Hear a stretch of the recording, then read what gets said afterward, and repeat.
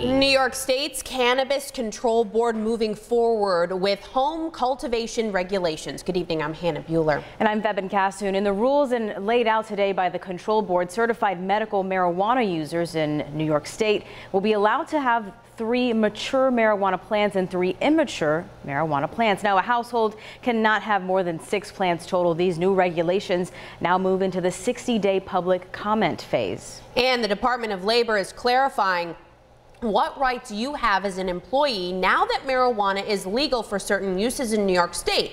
Employers are not allowed to discriminate against an employee who uses marijuana, and an employer cannot drug test an employee to see if they're using the drug.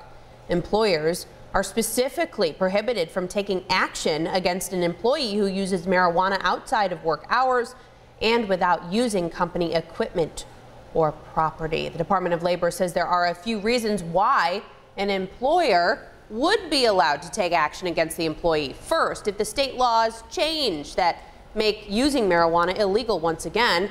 Second, if the employee's use means the employer is violating federal law or would lose federal funding. And third, if an employee's marijuana use has a direct negative impact on their job performance. And lastly, if the employee's marijuana use impacts the company's ability to provide a safe and healthy workspace. So joining us now to help put some perspective on this is Amy Habib, and you are with Lippis Mathias. Thank you so much for joining us tonight, Amy.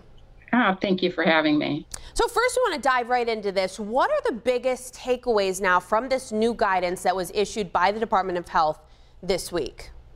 Sure. Well, first and foremost, as you mentioned, testing in New York State, employers' drug testing in New York State is incredibly limited when it comes to marijuana. It's now only allowed in the most limited circumstances. If a federal law requires it, for example, which you see in the commercial motor vehicle space, so that change in New York, which really sets New York apart from many other states who've gone down the road of legalizing marijuana in the workplace, it's just much more restrictive for employers.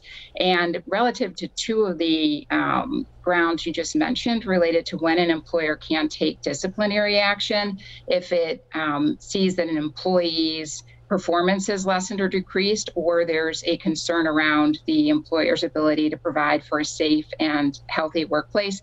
Both of those are tied into a very high standard. And that standard requires an employer to really be able to identify that the employee is manifesting specific articulable symptoms that then result in either performance deficiency or a concern about safety in the workplace. And that standard has not been clarified by the Department of Labor's recent guidance, and I think is going to require a lot of employers to be very careful as they implement this change in the workforce for our state. Yeah, and you just really touched on it. This is all so new. I think everyone's kind of been waiting for guidance to come out on this. What do employers need to know?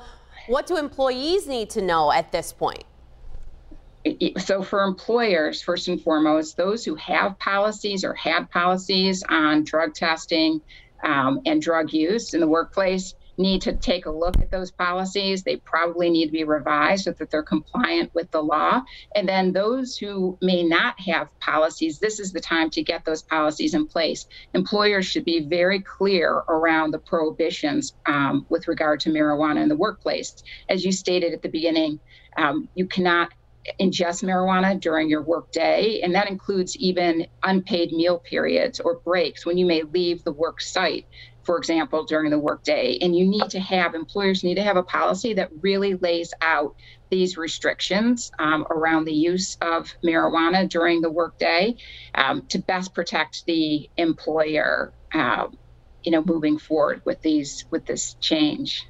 Yeah, a lot to dive into, and I'm sure it will continue to be confusing for some folks as we just start to get into all of this here in New York State. Amy Habib Rittling with Lippis Mathias, thank you so much for joining us tonight. Thank you for having me.